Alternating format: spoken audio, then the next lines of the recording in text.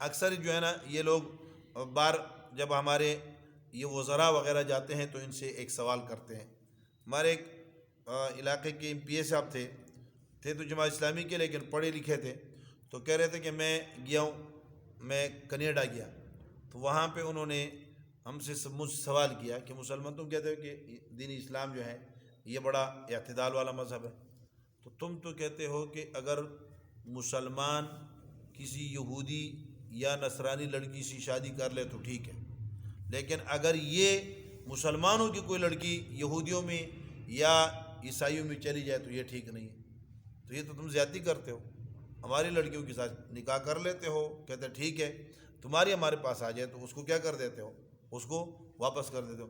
یہ مفتی شفیع صاحب نے لکھا ہے، اس سوال کا جواب مفتی شفیع صاحب نے لکھا ہے.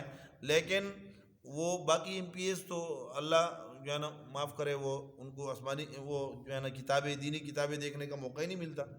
تو وہ بہرحال جماعت اسلامی کے ساتھ ان کا تعلق تھا، اللہ غریق رحمت کرے، پھر دھماکے میں شہید بھی ہو گئے تھے. تو کہنے لگے کہ میں نے جو ہے نا ان کو کہا کہ ہاں یہ بات تو ٹھیک ہے، لیکن یہ اسلام جو ہے یہ بڑا جو ہے نا امن پسند مذہب ہے. تو اصل بات یہ ہے کہ اگر آپ کی لڑکی ہمارے گھر میں آئے گی، اگر یہودیوں کی لڑکی آئے گی تو ہم موسیٰ علیہ السلام کی قدر کرتے ہیں، ان کا احترام دیکھے گی. عیسائی لڑکی آئے گی تو وہ بھی اپنے نبی کا احترام دیکھے گی. اگر ہماری لڑکی تمہارے گھر میں آئی اور تم نے ہمارے نبی کی گستاخی کی تو یہ تو ایک جذباتی معاملہ ہوتا ہے، تو وہ تم سے لڑے گی.